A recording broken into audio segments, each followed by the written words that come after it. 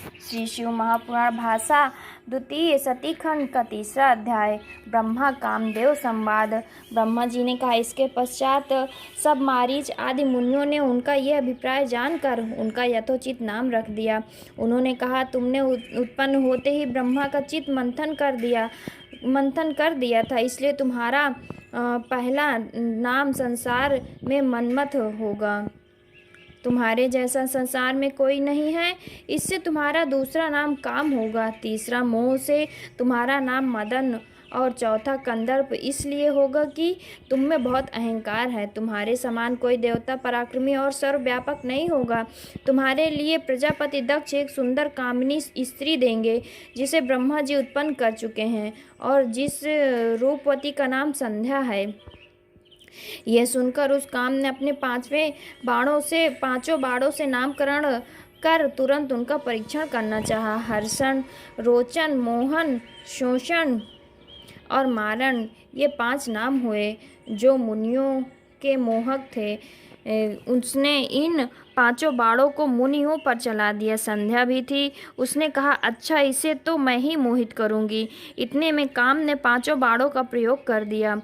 मोहन ने ब्रह्मादिकों के मन को मोह लिया। सबके मन में विकार हुआ। ये विकृति हुई सभी बार बार संध्या को देखने लगे। उनमें काम की वृद्धि हो गई। मुझमें 49 भाव जागृत हो गए। संध्या में भी विकार आया। वो भी ऋषियों पर कटाक्षपात करने लगी। एक प्रजापति ने भी उनकी इच्छा की। मारीच, अत्रि और दक्ष आदि सब मुनि इंद्रियों के विकार को प्राप्त हो गए। तब मुझे और सब मुनियों तथा संध्या को देखकर काम की अपने कर्म का विश्वास हुआ। तब पिता और भाइयों की पाप गति को देखकर काम को बड़ा दुख हुआ और उसने धर्म रक्षक प्रभु शिव जी का स्मरण किया। उसने महेशान की स्तुति की। मैं ब्रह्मा भी वहाँ उपस्थित हुआ। तब मुझे देखकर आकाश स्थित शिव जी हंसते हुए और मुझे लज्जित करते हुए बोले, हे ब्रह्मा, तुम्हें पुत्री को देखकर काम कैसे प्रकट हो गया? ये तो वेद मार्ग से चलने वालों की उचित नहीं है। विद्वान जन माता, बहन और भाई की स्त्री तथा कन्या को भूल कर भी कुदृष्टि से न देखें। फिर वेद तो तुम्हारे मुख में ही विराजमान है, जिसे काम मात्र से तुमने कैसे भुला दिया? फिर वे सर्वदा सूर्य दर्शन करने वाले दक्ष, मारीच आदि एकांत योगियों का चित्त स्त्री को देखकर कैसे मलिन हो गया। हाँ, जिसके चित्त को स्त्रियां हरण कर लेती हैं, उनके साथ शास्त्र संगति कैसे की जा सकती है? ब्रह्मा जी कहते हैं कि जब लोक पितामह शिव जी ने इस प्रकार कहा तो लज्जा के मारे क्षण भर मैं पसीना में भीग रहा। मेरा विकार हट गया, परंतु मेरे शरीर से जो पसीना गिरा उससे पितृगणों की उत्पत्ति हो गई। 64,000 अग्निशवत्ता पितृगण उत्पन्न हुए। 86,000 महर्षि सद पितर हुए और जो दक्ष के शरीर से पसीना गिरा उससे सर्वगुण संपन्न एक कन्या उत्पन्न हुई जो मुनियों के भी मन को मोहने वाली थी और जिसका लोक व्याख्यान नाम रति हुआ। उसे देख क्रतु आदि भी स्खलित हो गए और उनसे जो वीर भूमि पर गिरा उससे अन्य पितरों की उत्पन्न हुई। इस प्रकार वो संध्या बहुत से पितरों को उत्पन्न करने वाली हुई। इस समय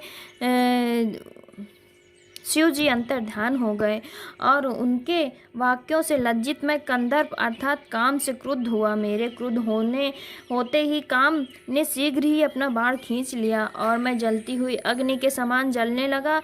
उससे पीड़ित होकर मैंने तथा अन्य ऋषियों और प्रजापति ने काम को श्राप दे दिया, जा तू शिव जी के बाणों से भस्म हो जाएगा। ये सुन रति का पति कामदेव उसी क्षण अपना धनुष फेंक कर मेरे चरणों पर आ गिरा और पूछा कि आपने मुझे ऐसा कठिन शाप क्यों दिया? क्योंकि आप लोग न्याय के अनुसरण करने वाले हैं। मैंने तो आपका कोई कुछ बिगाड़ा नहीं किया। आप ही ने तो कहा था कि मैं ब्रह्मा विष्णु और शंभु ये सभी तुम्हारे वश में हैं। जो आपने कहा था मैंने उसी का परीक्षण किया है। हे जगत पिता, हे मैं निरपराध हूँ। मुझे ऐसा कठिन श्राप क्यों देते हैं? ब्रह्मा जी ने काम को डांटते हुए कहा कि ये संध्या मेरी कन्या है, इसको तुमने काम से लज्जित किया है, इसी कारण मैंने तुझे श्राप दिया है।